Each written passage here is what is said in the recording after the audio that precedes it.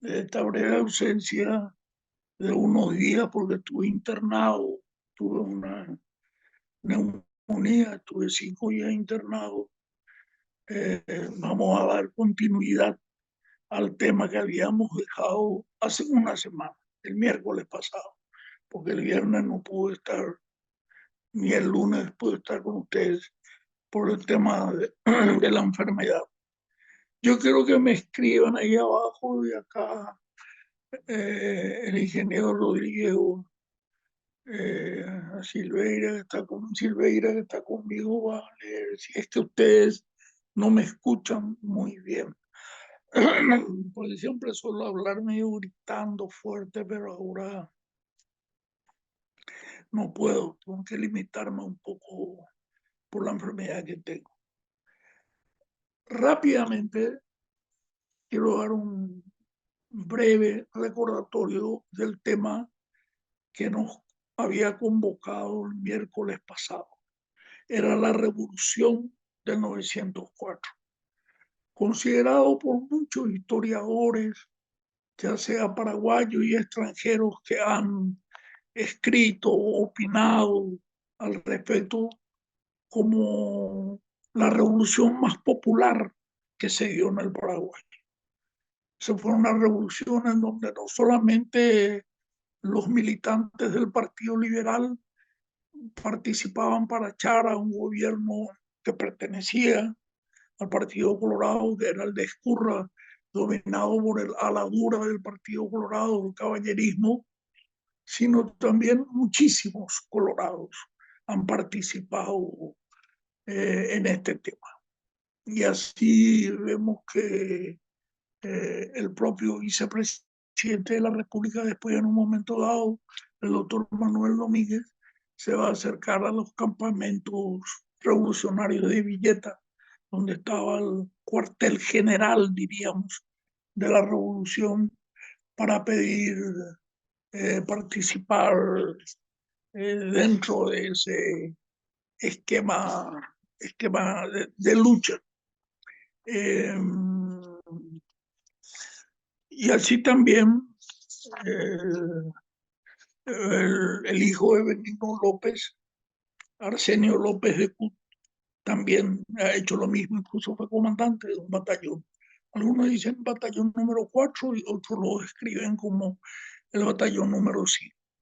Pero rápidamente diremos que este proceso revolucionario comienza en Asunción, desde aquella subida de Ferreira, perdón, como presidente del directorio. Se dio alrededor del año 1894, la decisión, se puso su nombre en primer lugar como presidente del directorio y después en el 95 asume, vuelve Ferreira del exilio, se instala en el Paraguay y la reunión, el tema central era que tenemos que hacer una revolución más grande que la que fue, la que se intentó hacer en la cuartelada del 18 de octubre de 1891.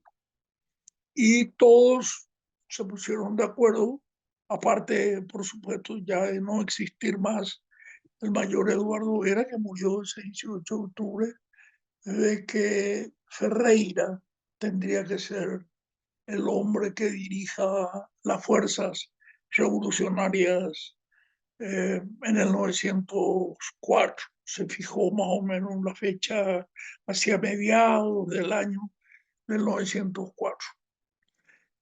Pero el proceso en sí se dio lugar, se inició en la Argentina, porque ahí estaba un teniente de fragata, que viene a ser como teniente primero capitán en el ejército, Manuel J. Duarte, un luqueño, que fue con un grupo de paraguayos becados en el año justamente de la revolución del 18 de octubre, en 1891. Y muchos estuvieron en otras armas, como por ejemplo en el caso de Cabañas Ayer, Pastor Cabañas Ayer, que estuvo en infantería, y en el caso de Elías Ayala y de Manuel Duarte, estuvieron en la Marina. Y este Manuel Duarte, cuando chico, era amigo de Eduardo Vera. Era luqueño, no sé dónde la habrá conocido a él. Y Vera le había dicho de que cuando se fue a Buenos Aires a estudiar en el año 1891, la revolución, hay que recordar, fue el 18 de octubre y habrá ido para inicio de año, le dijo Terejo mi Ferreira, Benigno Ferreira, que estaba en el exilio en Buenos Aires en aquella época. Pero Duarte no lo hizo. Sí lo hizo cuando una vez después de egresar vino al Paraguay y estaba ya en marcha preparado, diríamos, el plan para realizar el asalto del 904, que como les digo, se inicia en Buenos Aires, se inicia en Buenos Aires, porque a Buenos Aires había ido el buque que se había comprado por el Ministerio, perdón, por el Banco, el Consejo de Agricultura e Industria del Banco Agrícola, que se llamaba Iniciativa, era el nombre que tenía al inicio del buquete, pero después se llama Sajonia y después será llamado Libertad. Y este estaba en Buenos Aires porque llevaban productos de la horticultura paraguaya, maderas y otras cosas, y estaba en la parte del puerto del Paraguay. Y ese papel jugó un papel muy importante de un hombre que había sido diputado. Él militaba en el ala cívica del Partido Liberal, que se recuerdan también, habíamos hablado del partido a nivel de 1894, con el gobierno de Urquiza, sufrió la división de dos sectores, pero división en serio, directorios constituidos, su presidente aparte, etcétera, etcétera. No es lo que tenemos ahora que la gente dice el partido está dividido. El partido tiene distintas tendencias internas, pero todos respetan al directorio que está ahí en la calle Iturbe, 936, el presidente del partido, etcétera, pueden tener y tienen derecho a tener algunas críticas, porque eso es absolutamente normal, pero de los cívicos y radicales tenían su directorio aparte, su presidente, sus miembros, etcétera, etcétera, etcétera. Se llamaban Partido Liberal nomás también así, sin otro nombre que los diferencie. Y muy cercano a Ferreira era prácticamente el, el secretario político de Ferreira, era un hombre llamado Adolfo Soler, que había tenido 27 años cuando se hace la revolución del 18 de octubre de 1891. Relativamente bastante joven, 27 años. Él participó, desatropellaba el cuartel de caballería, etcétera, y tenía una gran amistad con el general Escobar y también con el que había estado antes y en una palabra negociaba cargo, le ubicaba a su gente, a sus amigos, y le llamaba él a esa su forma de pensar el civiquismo, que dijimos que quería decir como la transacción utilitaria, que de utilidad con el enemigo en el poder mientras no se lo puede derrotar. Entonces, de por acá íbamos ese, no vaya a estar permanentemente chocando y rompiéndote la cabeza, sino tratar de dialogar, hablar, ver y a qué conclusiones positivas puedes llegar para tu grupo. Y en este caso, por ejemplo, lo que a él le preocupaba es porque estaba en marcha el plan revolucionario, repito, y él sabía que ese plan revolucionario tenía que venir de la Argentina con ese buque que les dije, y en ese buque venir los cañones, los fusiles, diríamos las municiones, y venir también los combatientes, los primeros combatientes. Creo que se trajo alrededor de 70, 100 personas en ese primer viaje que se hizo el 4 de agosto. Pero también se iba preparando la revolución por intermedio de la prensa. Y habían dos periódicos de distintos orígenes importantes que utilizaban los liberales, aunque los liberales, repito, no decían esta es una revolución liberal o tratar o dirigir los mensajes como correligionarios, no, hablaban paraguayo jaiza, le llamaban a todos los paraguayos para que militen en ese proyecto y participar de una revolución para buscar un cambio en el Paraguay. Ese cambio que ya se había exigido cuando el partido se constituye como institución política en 1887, y esos mismos problemas seguían existiendo el 18 de octubre de 1891, en el ataque al cuartel de la caballería donde muere Vera, y esos mismos problemas seguían existiendo y en mayor proporción en agosto del 904, que eran los fraudes electorales, el mal manejo de la plata pública, el soborno, corrupción, intromisión de las Fuerzas Armadas en decisiones absolutamente políticas, terrorismo de Estado, amenazas, presos, muchos que salían fuera del país, exiliados, etcétera, etcétera, etcétera. En el año 1902 se le echó, Caballero maniobró para echarle al presidente Emilio Acevedo, perteneciente al Partido Colorado. Era de la tendencia egusquicista, porque el Partido Colorado tenía el poder omnímodo de Bernardino Caballero, pero ahí alrededor de 1894, un poquitito antes, aparece a consecuencia de su acción en la revolución del 18 de octubre de 1891, la figura del coronel, después general de brigada, Juan Bautista Urquiza, creo que incluso llegó a general de división, Juan Bautista Urquiza. Y entonces el Partido Colorado se divide también en dos tendencias, que era el urquicismo y el caballerismo.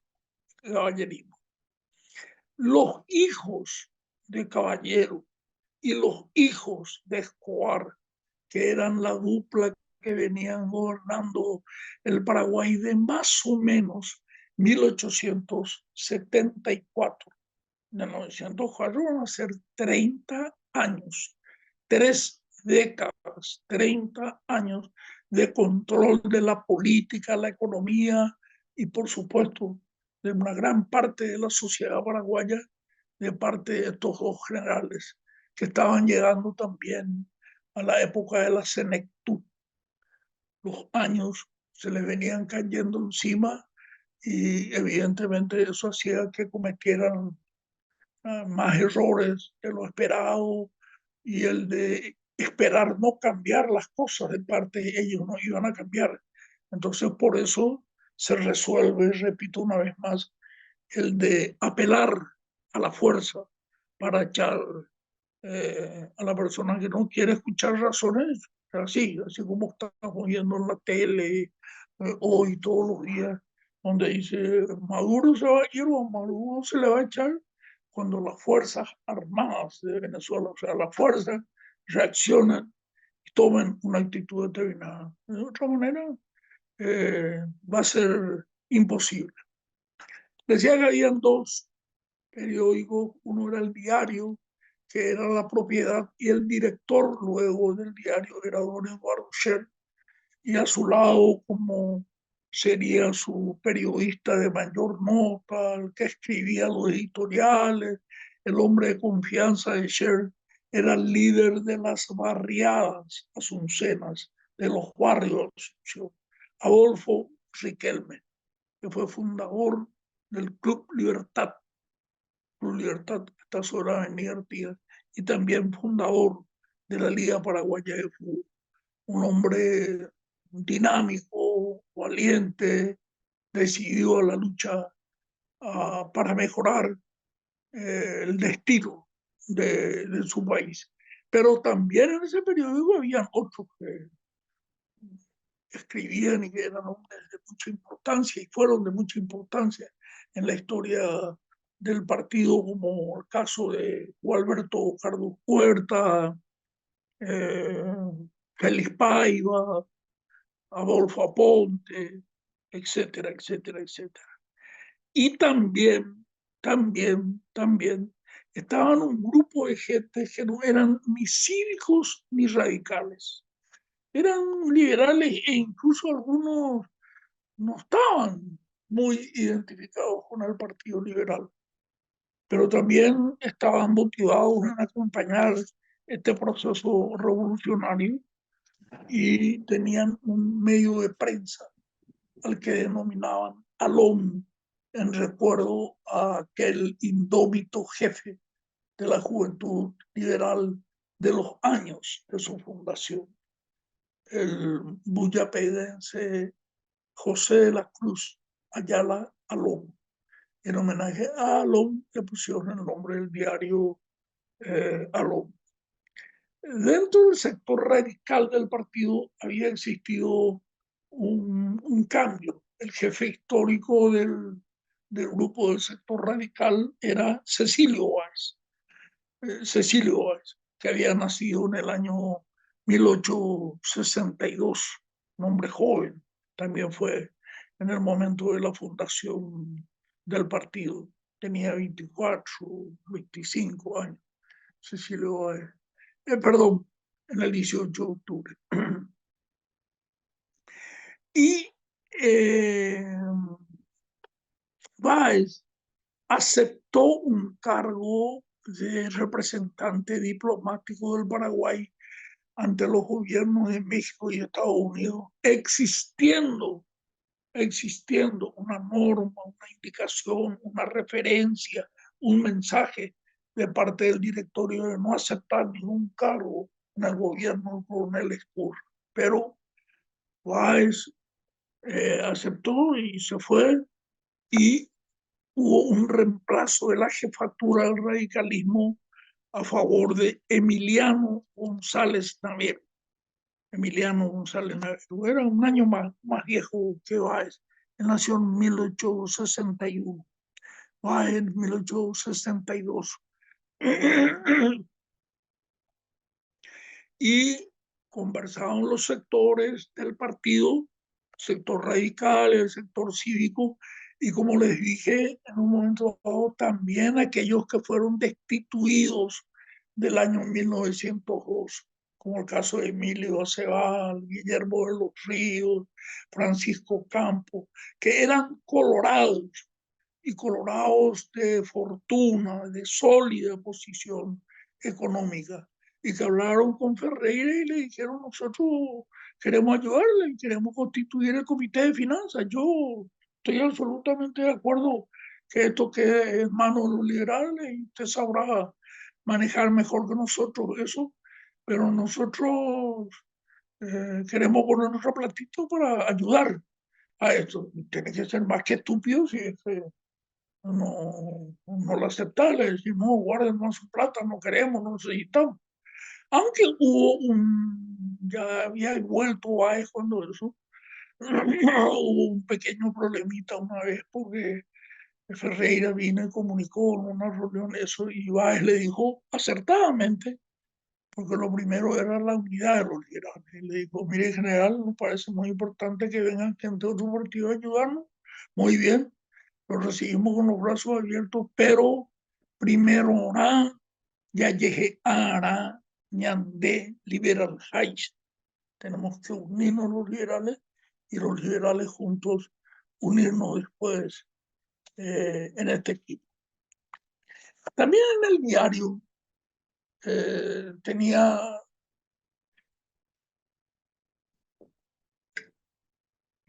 una presencia importante porque escribía muy bien y aparte de escribir muy bien, era un hombre muy culto, reconocido por casi todos sus compatriotas de la época era Manuel Gondra, que era profesor del Colegio Nacional. Y Manuel Gondra, esa noche que iba a salir el Sajonia desde La Plata hasta Asunción para iniciar el proceso revolucionario, estuvo en el lugar y estuvo en el momento indicado para hacerlo. Y eso es, no sé, un lazo del destino, la historia, era tu trayecto, es lo que estaba fijado para vos, no sé, estaba allí, pero yo creo que seguro Gondra buscó eso también. Yo creo que Gondra se habrá enterado por intermedio de algunos amigos que tenía, pero porque era un hombre muy bien relacionado, de que para tal época más o menos iba a estar listo e iba a salir de La Plata, que estaba a 45, 50 kilómetros al sur de Buenos Aires, del puerto de La Plata, y venir al Paraguay una embarcación que iba a traer la revolución al Paraguay. Entonces, Gondra, como era un hombre versado en los temas que se comenzaba a discutir en esa época, el tema con Bolivia, la demarcación de límites, los antecedentes, las pruebas testimoniales de quién tenía la razón, etcétera, etcétera, eh, yo gestionó y se fue hasta la Academia de Historia de Buenos Aires y otros centros históricos a buscar datos al respecto, pero realmente Ondra lo que quería era estar allí en ese momento que se decidía la cuestión del viaje. Así, ese 4 de agosto parte allí del puerto de Buenos Aires, que tenía el cargo el señor Manuel J. Duarte de encargado, director general allí de ese arsenal que estaba en el puerto, y también jefe militar, y se dirigen hacia el kilómetro 5 de La Plata, donde estaban otras personas que le estaban esperando. Ahí estaba Ildefonso Venegas, que iba a ser el capitán del buque, y también estaba Gondra, estaba Elías García, que iba a venir con la revolución, que había estado ya antes como jefe de policía en Asunción. Creo que fue con el gobierno del propio Escobar, y otras personas, y de allí alzan cañones, ¿no? 6 cañones Krupp y 1000 tiros de cañón y 300.000 eh, perdón, 1.300 fusiles Gras de procedencia francesa y 300.000 municiones para fusil, para armar, diríamos, el inicio de un ejército que después existía y tenía la posibilidad de ir dotándole de mayor cantidad de recursos en armamento. Allí en Asunción, alrededor del 7, el 8 de agosto, llega la comunicación, eso que creía Manuel Duarte, que iba a ser todo hecho en sorpresa y nadie se iba a enterar y que iban a llegar medio de sorpresa hasta el puerto de Asunción. Por supuesto, era una tontería pensar en eso, porque por más que no existían todos los adelantos que hoy tiene la tecnología para que puedas estar al tanto de manera rápida, concisa, segura de qué es lo que está pasando, con un celular que tenemos nos damos cuenta de eso. eh,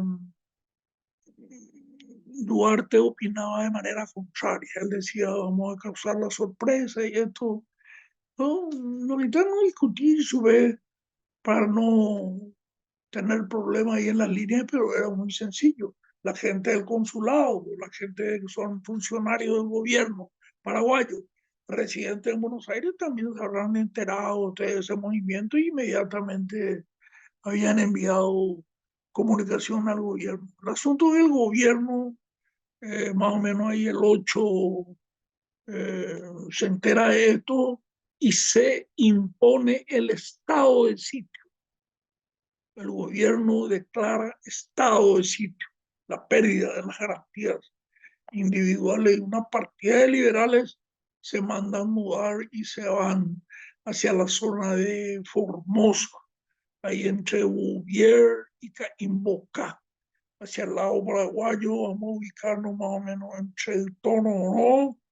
Y enfrente de lo que sería Villa Elisa, más o menos esa presión, pero hacia el otro lado, hacia lo que le corresponde a Formosa, entre el Pilcomayo y el río Bermejo, río Colorado, por el color del agua. Y Soler le pregunta a Escobar, si él sabe algo, eso porque se impuso el estado de sitio y se dijeron que venía un buque armado. Y Escobar le dijo, él le pudo haber mentido también, por supuesto, de que él ni su partido saben absolutamente nada de eso. No conocemos absolutamente nada. Y él creyó en Escobar porque Escobar estaba casada con la hija de un caudillo liberal, Garcete.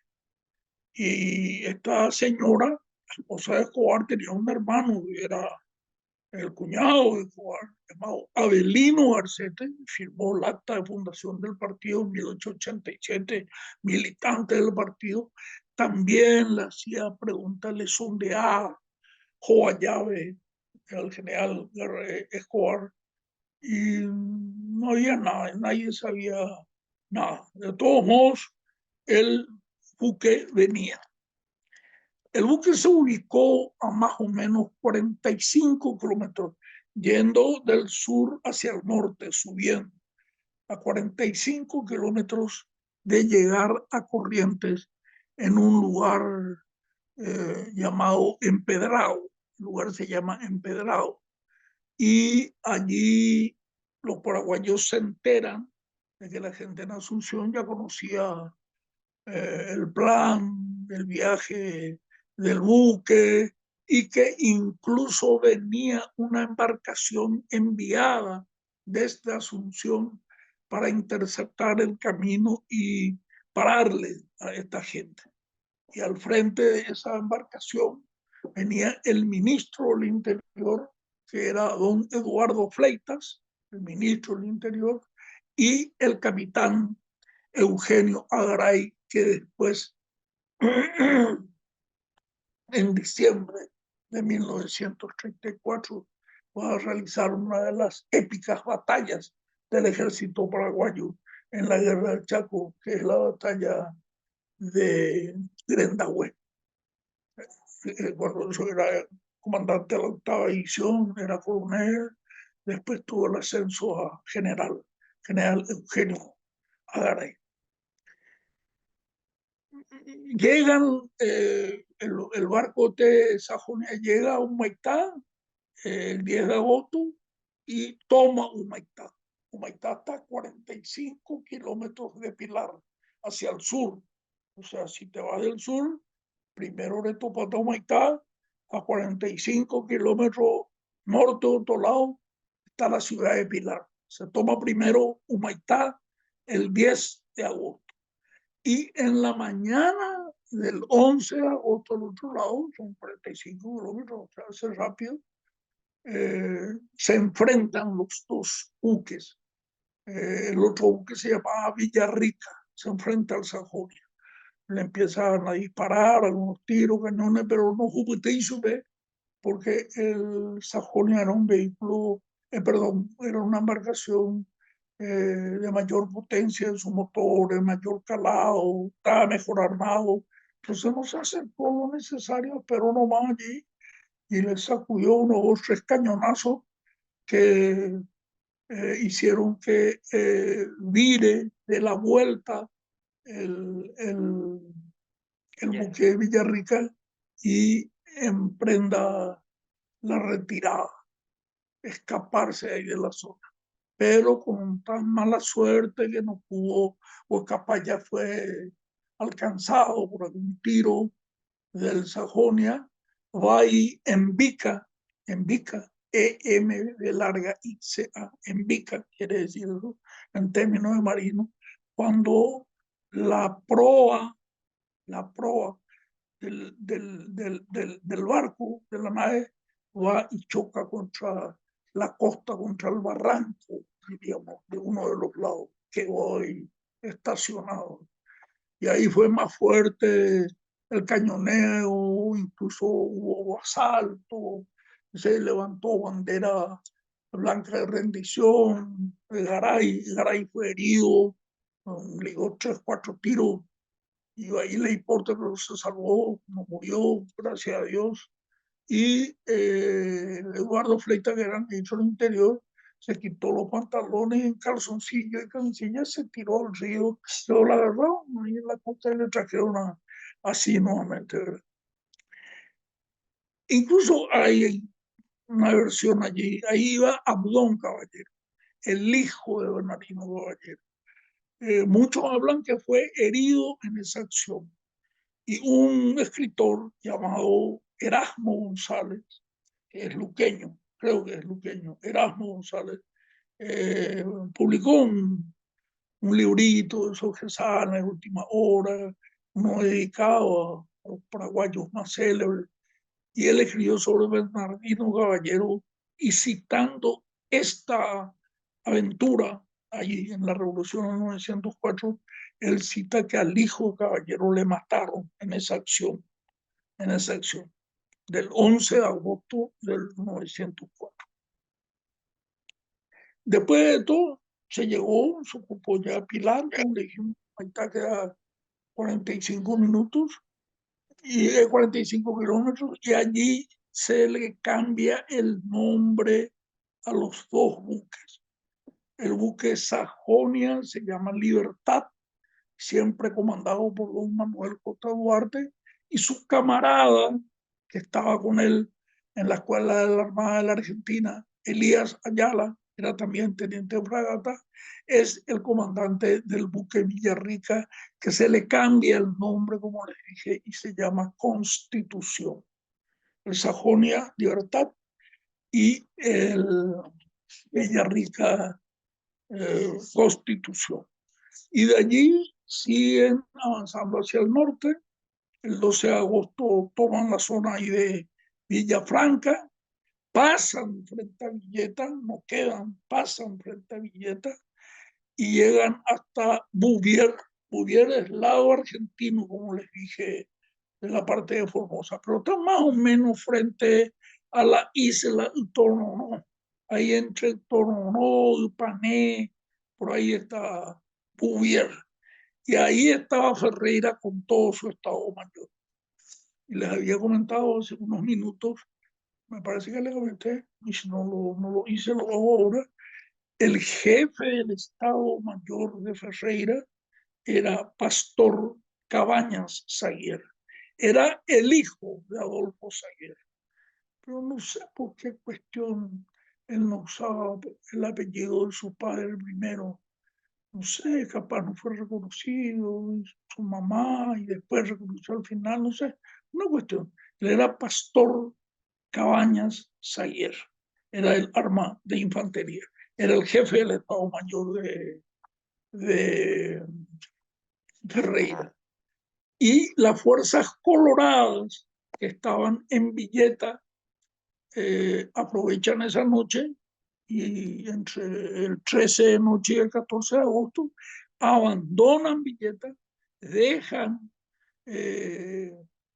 abandonada, valga la redundancia, dejan sin seguridad la zona de Villeta, y entonces los revolucionarios que estaban ahí entre Bouvier y Imbocá, donde estaba una estancia de Pedro P. Caballero, ¿se recuerdan aquel que le decían Caballerito, el que había asaltado el cuartel de infantería el 18 de octubre de 1891?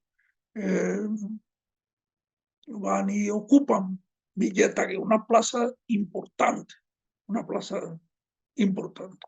Y allí se da lugar al otro día, lo que sería el 14 de agosto, el 15 de agosto, de un comunicado redactado por el diputado cívico Manuel Benítez, un comunicado a la República. Y en ese comunicado, anoche estaba mirando otra vez, pues tantas veces que he visto, no dice en ningún momento Partido Liberal. Él le cita a los paraguayos. Hay una parte final, dice, por ejemplo, desde hoy la República está en armas, dice. Y dice, la revolución no es más no es más que el representante armado del pueblo paraguayo. La obra es nacional. Como les dije, muchos, no siendo liberales, venían y se acercaban allí. Porque allí también se constituye, después, que todavía no llegaron a Asunción, ahí tenían que cruzar esa zona que le llaman Tapita Punta, donde está la Facultad de Filosofía, Periodismo, Letras, Historia, etcétera, etcétera. Y ahí los colorados artillaron, colocaron cañones, pero esta dotación eh, de la Armada Revolucionaria, de la Marina Revolucionaria, donde estaba el Libertad, de Constitución, y había otros barquitos de menor calado que iban acompañando también, cruzan, entran, pasan Punta y diríamos vienen a fondear, o sea, tirar sus anclas más o menos detrás de lo que es el cabildo donde antes funcionaba la Cámara de Diputados y Senadores, detrás de lo que es el cabildo. Y eh,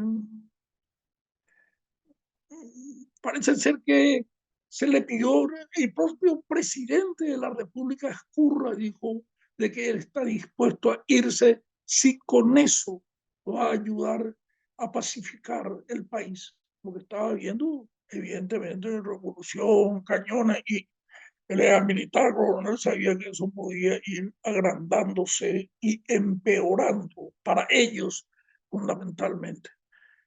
Porque acá también hay que decir algo muy importante. Las fuerzas revolucionarias tenían el apoyo, no es capaz, muy abierto y completo general, pero tenían el apoyo de la Argentina. Yo le había contado que el presidente de la República en la Argentina, un poco más de agosto, en octubre, pero era el hombre ya electo para ser presidente, tenía su gran influencia. Manuel Quintana estaba casado con una paraguaya y que donó, ella donó 5.000 pesos oro, era un platal en aquel entonces. Y en cambio, Caballero pedía el apoyo al Brasil permanentemente, al Brasil y a Estados Unidos, y ninguno de los dos le contestaba, ninguno de los dos. Entonces, a partir de ahí también se notó una presencia más fuerte de la Argentina en la política paraguaya. Y también fue el motivo, sin razón, para que los colorados digan, sí, siempre estos liberales dependidos de los argentinos, legionarios y una serie de estupideces. De los que no tienen razón siempre tratan de inventar cualquier cosa sin sentido. Pero nosotros estamos para contar, relatar, hablar, discutir de la verdad histórica. ¿No? De nada nos va a servir a nosotros decir, no, los argentinos no nos dieron ni un virome. No, Argentina le ayudó, porque cuando el buque venía y estaba ahí cerca de Empedrado y estaba viniendo a Asunción, el Villarrica, también se le pidió, o el gobierno paraguayo le pidió a la autoridad argentina, Peyocó mi tipo nieve. Y los argentinos, por supuesto, no le hicieron caso. El asunto ya que ese buque estaba ahí, o sea, los buques estaban allí frente a la bahía de Asunción. Después del puerto, donde estaba ese tobogán gigante antes, antes se llevaba el corralón municipal, Sí. ahí en Playa San Miguel, ahí estaba. Y allí uno de los buques, no sé si fue en Libertad o Constitución, creo que fue en Libertad, lanzó un cañonazo de advertencia contra el pueblo, contra la ciudad de Asunción, para que se rindan. Y eso fue contestado por decenas, no sé si podría decir centenares de tiros, pero decenas, 20, 30, 40 cañonazos. Le sacudieron a los barcos, no lo alcanzaron porque estaban medio retirados, pero allí Ferreira recibe la postura de Manuel J. Duarte, que le dice, ya Satana, mi general, vamos a utilizar el fuego que tenemos de nuestros barcos y tenemos, no sé, 250, 300 hombres armados y equipados que van a desembarcar y van a asaltar y van a ir a pelear. Y yo creo que se van a entregar. Y Ferreira le contesta que no es el momento, vamos a esperar, vamos a ir otra vez a amarrar el sur, que es Pilar, que ya había caído, y también dirigirnos un poco hacia el norte, hacia Concepción. Pero también en ese momento, 2 días, un día antes del tema de Itapeta Punta, el 13 de agosto, en el centro de comerciantes, en el grupo que albergaba a los comerciantes, se produce una reunión que van a constituir la Comisión de Paz, la Comisión de Paz, que era presidido por un señor de apellido Angulo, a ser pariente de aquel histórico dirigente del Cerro Porteño, el doctor Jerónimo Angulo Gastón, Angulo, y estaba también Juan Bautista Gaona, que era el hombre que los comerciantes querían, de que si iba a haber un cambio de presidente se le ponga a él, porque él era un tipo relacionado a ellos, era uno de ellos, diríamos, era un comerciante. Y ahí se constituye lo que se llama la conferencia de paz, que era presidida por un señor Kenmerich, apellido alemán. Pero la figura que yo iba a resaltar era Juan Bautista Gaona. Llegan las fuerzas allá al norte, llegan, eh, estaba el papá de Zacarías, el papá de Albino Jara, que era capitán, mayor capitán, y su papá era coronel, fue jefe de policía, militar siempre en actividad con el caballerismo. Algunos decían que él fue un legionario, ¿verdad? Y él estaba allá con las fuerzas allá en el norte. Pero Manuel J. Duarte creyó que Zacarías Jara estaba muy al norte, hacia Bahía Negra, más o menos en esa zona, ¿verdad? Pero el asunto de cuando llegaron le encontraron a todos ellos ahí enfrente de Concepción, en un lugar llamado Santa Rita, que está más o menos debajo del puente, el puente que viene del Chaco a la ciudad de Concepción. Ahí debajo estaba Santa Rita. Y ahí Albino Jara se va, le pide hablar con su papá y le entrega a su papá una carta firmada por el general Benigno Ferreira, por Manuel Gondra y también por Gualberto Carpus Huerta, que era un hombre potentado económicamente y concepcionero. Y ahí leyó el señor y el señor entrega la plaza de Concepción y ahí decide irse más lejos, hacia la frontera, hacia Villa Negra.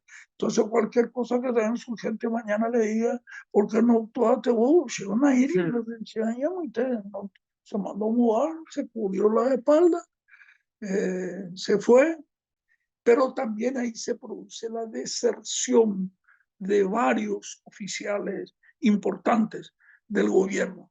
Entre ellos, por ejemplo, los capitanes Escobar y Aponte. Y este capitán Escobar, Lepatí, se le decían, Lepatí, era hijo del general Patricio Escobar. Era hijo del general Patricio Escobar. Y ellos desertaron del ejército oficialista y yo creo que hubo una disparidad ahí hacia el final de esa guerra de 1904, aunque después mantuvieron la amistad, pero hubo alguna disparidad de conceptos entre Caballero y Escobar. Y ahí se constituyó, Carlos Huerta empezó a llamarle a la gente de los pueblos, a los concesioneros Caraguá, diríamos, a la gente, por decir, de Orqueta, de Loreto, de Belén, de Villacú, por decirlo, venir y juntarse en Concepción, lo que quieran, eh, prestar servicio, combatir en la revolución, etcétera, etcétera, y se constituyó Concepción, como diríamos, el cuartel general del norte. Pero después se le quitó enseguida, se enojaron Jara y eso, y porque ellos estaban asentados en Villalles, y de Villalles subieron hasta Concepción. Y entonces se le puso nomás el nombre de cuartel general del norte a Villalles, una estupidez. El norte está enfrente de Asunción, ¿no? Está a 10 minutos de Asunción, pero se le puso, pues, se fueron allí. Y se dieron algunos entreveros, algunos enfrentamientos. Uno de ellos participó el hijo de Francisco Solano López, que era un hombre muy valiente también, hay que reconocerlo, llamado Enrique Solano López. Y los descendientes de este Enrique Solano López, entre ellos hay un médico de apellido Solano López, un médico distinguido, creo que es compañero de Federico, clínica médica, cual la medicina, doctor Ver, el apellido es Solano López. Ahí comenzaron a utilizar como apellido Solano López. Solano era el nombre de Francisco, claro. Le pusieron en homenaje a San Francisco Solano. Era Francisco Solano López Carrillo, pero esta gente ahí comenzó a utilizar el apellido Solano López. Como le dije, este médico está ahí en la calle Mariscal López y País Pérez, ahí en la esquina, su consultorio.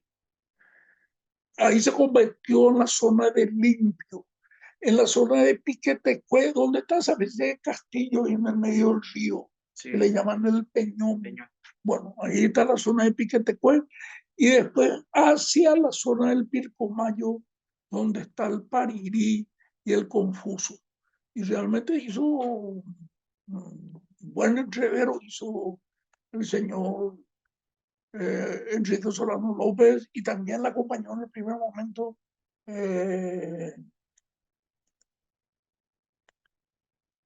hijo de aquel, caramba, se me fue acá de la mente, aquel presidente que le mataron el 2 de abril de 1877, Gil, José Gil, era el hijo de Juan Bautista Gil. Y él también, por supuesto, ayudándole a Enrique Solano López, eran ambos colorados. Ahí en Villalles sucede, vienen de Concepción y sucede un problema, porque Elías Ayala, el equipo de ellos era así: encargado de la Armada, de la Marina, Elías Ayala; encargado de los infantes, los soldados, la infantería, era Albino Jara. Pero viene este Elías Ayala y le cambia, le quita a Albino Jara y le pone al capitán Escobar.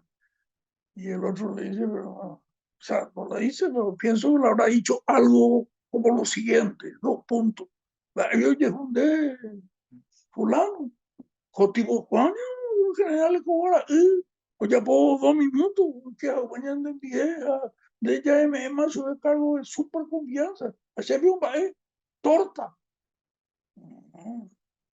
Y se manda a mover porque era un tipo también así de arrebatos, un tipo con quien no había que joder, era Albino Jara. Es cierto el título que le pone el papá de Jaele, Alfredo Jaele padre, un libro que se llama El varón meteórico. Era realmente, era difícil de congeniar con él. Entonces ahí mismo sobre la marcha le pide permiso, voy a salir acá y abandonar, no quiero saber nada de este cuartel, me voy a ir a Villeta. Y le da, ese otro también, Elías Ayala, en vez de decirle, quédese acá y vamos a hablar, le da, sí, vaya, y nosotros como 20 días caminando por el Chaco. Sí, claro, caminando por el Chaco para poder salir a la altura de Villeta, porque no podía salir enfrente a la altura de Asunción porque estaba ocupado por los colorados, no sé qué me explicó. Tenía que evitar eso. No podía hacer esto. Entonces debía yo traer bajar y venir hasta Villeta. Pero llevaba 23 oficiales con él. Y todos oficiales, la mayoría eran artilleros, porque Jara era artillero. Mandó mover y se fue de ahí.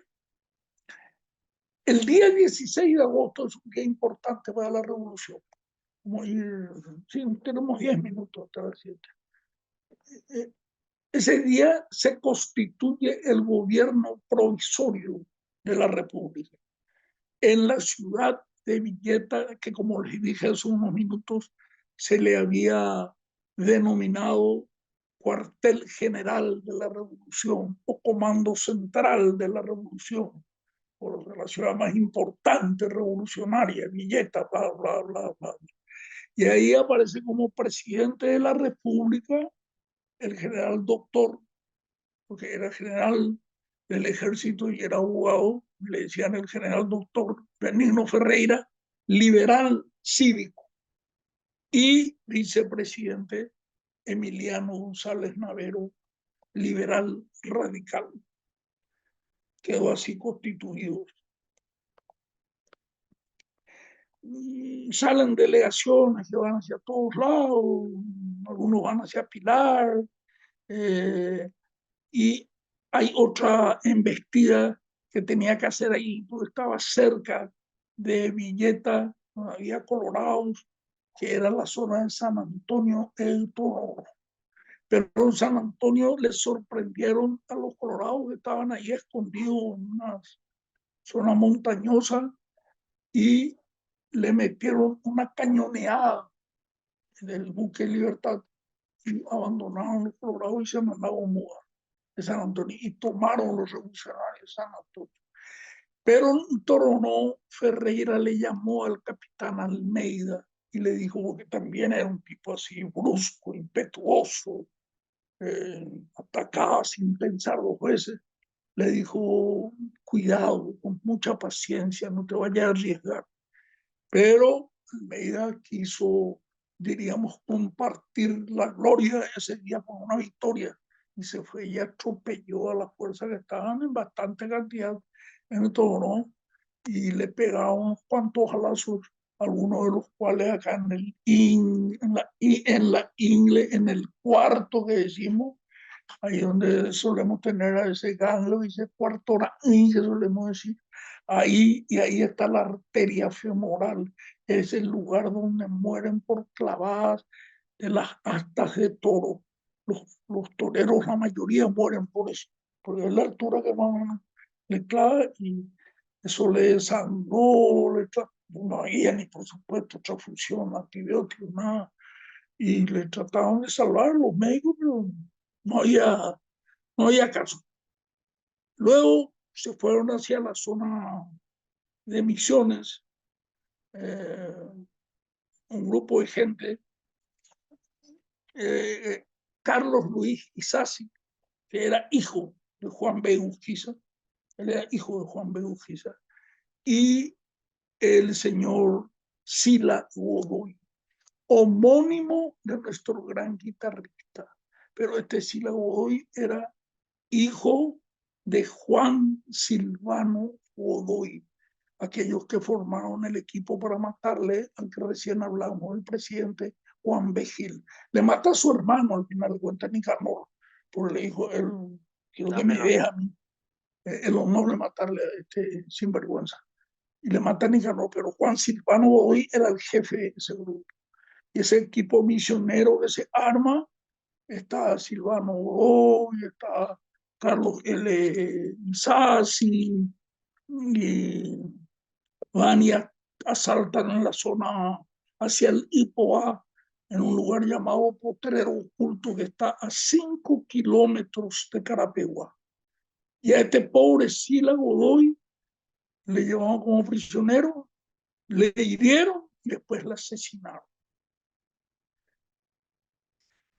Después de esa campaña de Misiones se produjo un hecho importante y para mí, digo yo, determinante, porque después de ahí un mes y medio termina la revolución. El vicepresidente de la República del Paraguay, Colorado, porque la fórmula era Escobar Domínguez, el doctor Manuel Domínguez asiste al cuartel general de Villeta y va él y dice que él pertenece al Partido Colorado, pero viene a apoyar a la revolución, porque la revolución es nacional, la revolución no es partidaria, y este grupo lo que quiere es de que todo el país salga adelante. Y como les dije anteriormente, también ahí estaba Arsenio López de Q, que era el hijo de Benigno López, el hermano del mariscal, que murió, que le fusilaron. O parece que con lanzazo le mataron, no querían gastar balas. Sí, así era, no querían gastar más balas, le mataron Benigno López. Benigno López. El dueño de ese donde está su palacio, su casa, era sobre Palma, donde está ahora el Ministerio de Relaciones Exteriores. Esa era la casa de Benigno, de Benigno, de Benigno López. Él era colorado, pero era muy amigo de Ferreira, fueron amigos allá en Buenos Aires. También eran combatientes. Y finalmente se producen las maniobras sobre Encarnación, que era el lugar, diríamos, clave de los colorados. Probablemente en su reunión decían, nosotros vamos a seguir peleando hasta que Encarnación esté en nuestras manos. La Encarnación, Tapúa, bueno, ahí podemos conversar, pues si tenemos eso, vamos a tener el apoyo de mucha gente. Y se produce la campaña ahí de Encarnación de Itapúa, tanto por agua, que se va que fue presidente del Paraguay, después Liberato Rojas, y también por tierra, donde estaban las fuerzas de Gervasio González, el capitán Gervasio González. Y Gervasio González le derrota a Enrique Solano López y al mayor Cabral en dos lugares importantes. Uno se llama Potrero Ojeda, y Potrero Ojeda queda entre San Patricio Misiones y San Luis, hoy conocido como General Delgado, pero ese es San Luis. Ahí en el medio de esto quedaba la zona de Potrero Ojeda. Y el otro era Ipitá, que era un arroyo que estaba a 5 kilómetros de Caipuente, hoy Coronel Hugado, en la zona llamado actualmente Cangó-Gobí, antes se llamaba Artigas. En esos dos lugares, en la mitad de San Patricio y General Delgado, y ahí es Cangó-Gobí, donde estaba el arroyo Ibutá, son derrotadas las fuerzas de Enrique Solano López y del mayor Cabral. Esto hace que el presidente de la Cámara de Diputados, Rufino Mazó, creo que era representante de San Lorenzo, va y visita Villeta, pide hablar con el comandante Manuel Duarte de la Marina y llegan a un acuerdo para que el 12 de diciembre de 1904, en Puerto Pilcomayo, que es donde está el servicio de balsa, en Teitán Ramada. Teitán Ramada, Paraguay, salí y te vas hacia Puerto Pilcomayo de Argentina. Y en el lado argentino, Puerto Pilcomayo, en un cañonero argentino llamado El Plata, se reúnan representantes de la revolución y representantes del gobierno para ver terminar este tema. Llegamos hasta aquí. Nos queda menos de 5 o 10 minutos, si Dios y la Virgen permite, para nuestra charla del día viernes, si Dios nos mantiene en salud.